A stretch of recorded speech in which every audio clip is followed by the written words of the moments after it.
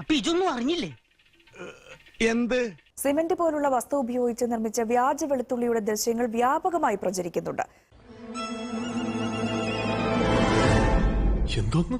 ഇപ്പൊ ഇതാ സാറേ കേരളത്തിന്റെ ഒരു സ്റ്റൈല്. ഇതുപോലെ ഇല്ലാത്ത സാധനത്തിന്റെ പിന്നാലെ ആൾക്കാർ മുഴുവനും. അക്കോളയിലെ ഒരു വഴിയോര കച്ചവടക്കാരിൽ നിന്നും 250 ഗ്രാം വെളുത്തുള്ളിയാണ് ഒരു വീട്ടമ്മ വാങ്ങിയത്. നീ കുറെ നേടുന്നുണ്ടല്ലോ. വീട്ടിലെത്തി ഒരെണ്ണം പൊളിച്ചു നോക്കിയപ്പോൾ തൊലിക്ക് നല്ല കട്ടി. പിന്നെ പൊട്ടിച്ചു നോക്കി. ഉള്ളിൽ കണ്ടത് സിമന്റിന്റെ ഒരു കട്ട. ഒരു വടി കിട്ടും. പിന്നെ വടി ഇവിടെ ഉണ്ട്. എന്തിനാ? ഇതിനെ ഒന്ന് കൊന്നു തിന്നാനാ.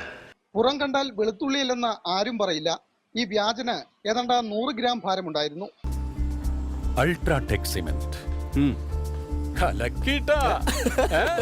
യഥാർത്ഥ വെളുത്തുള്ളിക്കൊപ്പം 1-2 വ്യാജൻ കൂടി കയറ്റി ഉപഭോക്താക്കളെ പറ്റിക്കുന്ന പരിപാടിയാണ് നടക്കുന്നത്. എന്തൊക്കെയാണ് നടക്കുന്നേ?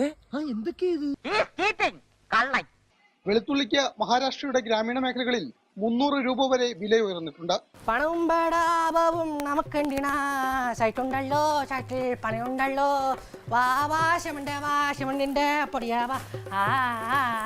സിമന്റിന് വില കൂടുതലായതിനാൽ സിമന്റ് രൂപത്തിലുള്ള ഏതെങ്കിലും വസ്തുക്കൾ ഉപയോഗിച്ചാകും വ്യാജന്റെ നിർമ്മാണം എന്നാണ് കരുതുന്നത്. Cement not at all costly. In India, lot of cement factories there. Where? There. നമുക്ക് ഇടപെടണ്ടേ? ഇടപെടണം, പക്ഷെ ഇപ്പൊ വേണ്ട. ഇപ്പൊ ഇടപെട്ടാൽ നമ്മളും പെടും. നമ്മുടെ സമയം തീരെ ശരിയല്ല. നിർത്തിയ നിറഞ്ഞു പഴം കൂടി താങ്ങൂല.